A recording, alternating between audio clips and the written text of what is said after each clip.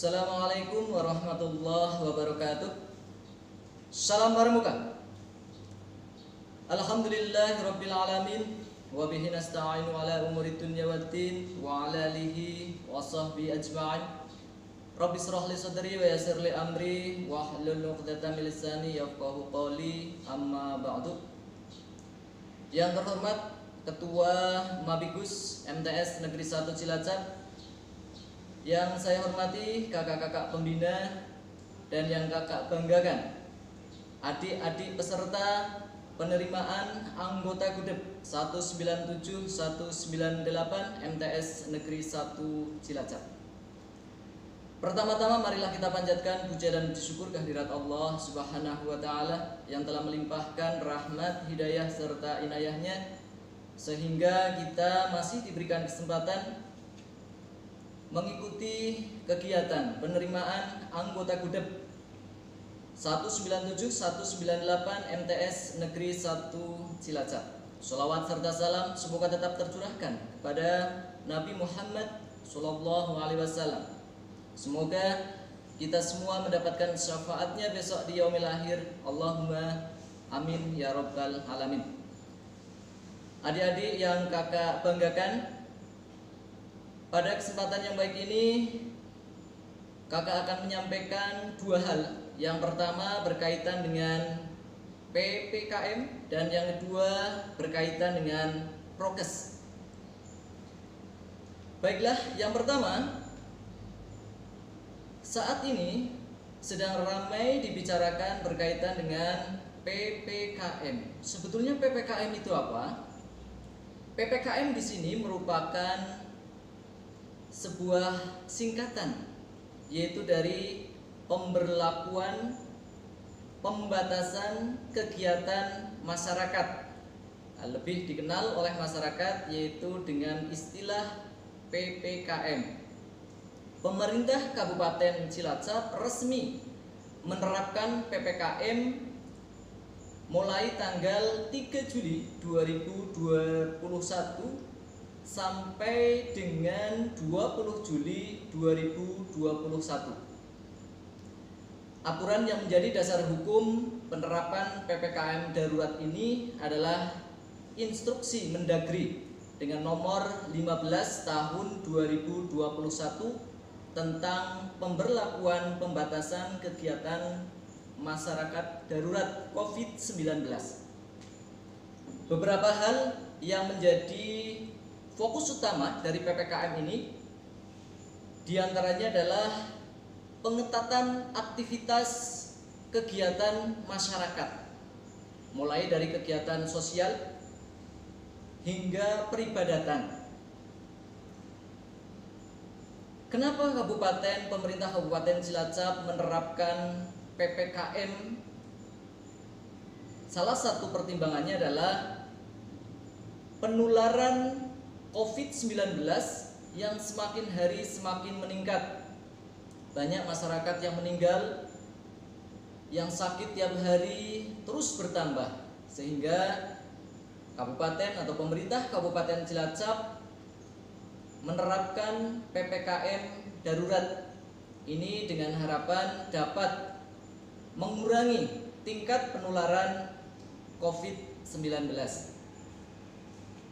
Kabupaten Cilacap masuk dalam kelompok pandemi level 3 dengan kasus konfirmasi positif 50-150 orang per hari dengan tingkat kematian 2-5 orang per hari.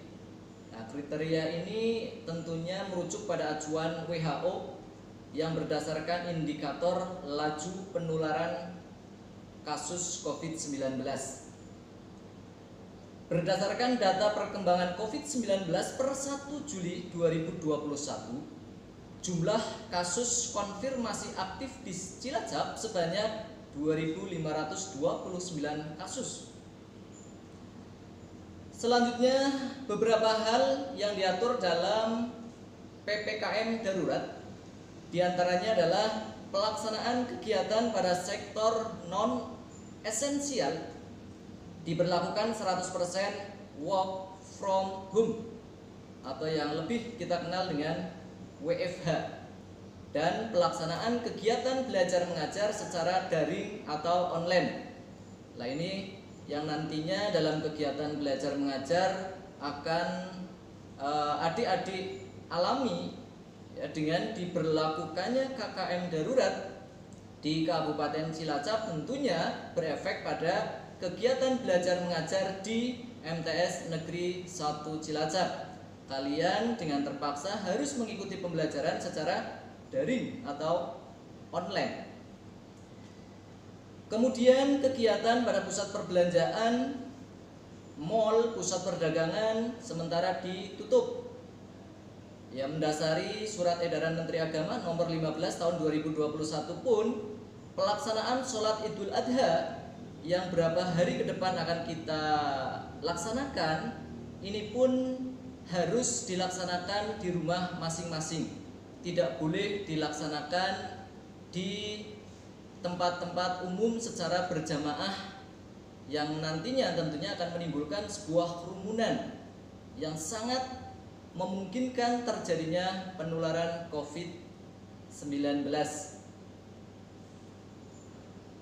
Selanjutnya yang kedua yaitu prokes atau protokol kesehatan. Sebetulnya apa yang dimaksud dengan prokes atau protokol kesehatan? Protokol kesehatan di sini merupakan upaya tindakan kesehatan masyarakat yang dilakukan dalam rangka mencegah penyakit. Dalam kondisi saat ini ya tentunya untuk mencegah penularan COVID-19. Dilihat dari tujuannya, dengan diterapkannya protokol kesehatan di sini yaitu untuk meningkatkan upaya pencegahan dan pengendalian COVID-19 bagi masyarakat di tempat dan fasilitas umum dalam rangka mencegah terjadinya klaster baru selama masa pandemi COVID-19 ini. Nah, tentunya dengan diterapkannya PPKM tadi dan juga digembor-gemborkannya penerapan prokes di masyarakat begitu. Nah, ini ada sebuah tindakan yang tentunya kalau kita terapkan ini bisa mengurangi penularan COVID-19, yaitu yang sering kita kenal juga dengan gerakan 5M COVID-19. Nah, 5M-nya itu apa saja? Yang pertama, memakai masker. Nah, ini memakai masker tentunya di masa pandemi seperti ini sebuah kewajiban. Ya, terutama ketika kita keluar dari rumah. Ya. Pakailah masker setiap saat ketika kita di luar rumah. Yang kedua, mencuci tangan. Mencuci tangannya pun menggunakan sabun atau pakai sabun dan pada air yang mengalir. M yang ketiga yaitu menjaga jarak. Kita coba ketika kita berada di luar rumah menjaga jarak dengan orang lain, yang tentunya orang lain itu kita tidak tahu apakah orang lain itu terkena virus atau tidak. Jadi ini sebagai langkah antisipasi saja ya, supaya kita tidak mudah tertular. M yang keempat yaitu menjauhi kerumunan. Nah, ini sesuai dengan tadi yang di depan kakak sampaikan, sesuai dengan surat edaran Menteri Agama nomor 15 tahun 2021 berkaitan dengan pelaksanaan sholat Idul Adha yang insya Allah beberapa hari ke depan lagi, tepatnya tanggal 20 Juli 2021 kita akan melaksanakan sholat Idul Adha. Nah, ini sesuai dengan surat edaran tadi, diharapkan pelaksanaan sholat Idul Adha-nya dilaksanakan di rumah masing-masing. Nah, ini mengacu pada gerakan 5M COVID-19 tentunya, yaitu atau sesuai dengan gerakan 5M COVID-19 menjauhi kerumunan. supaya tidak terjadi kerumunan ketika sholat Idul Adha dilaksanakan secara berjamaah di masjid atau di lapangan. Tentunya nanti akan terjadi kerumunan, banyak orang berkumpul di satu tempat, ini sangat memungkinkan terjadinya penularan COVID-19 ya.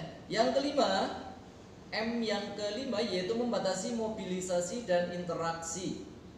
Jadi diharapkan seluruh warga Kabupaten Cilacap khususnya Majenang diusahakan selalu diam di rumah ya, kecuali ada kepentingan yang urgent, yang sangat penting, yang harus meninggalkan rumah, it's okay, nggak masalah. Tetapi selagi tidak ada kepentingan yang mendasar, yang mendadak, diusahakan kita selalu stay at home, selalu berada di rumah supaya kita tidak mudah tertular COVID-19.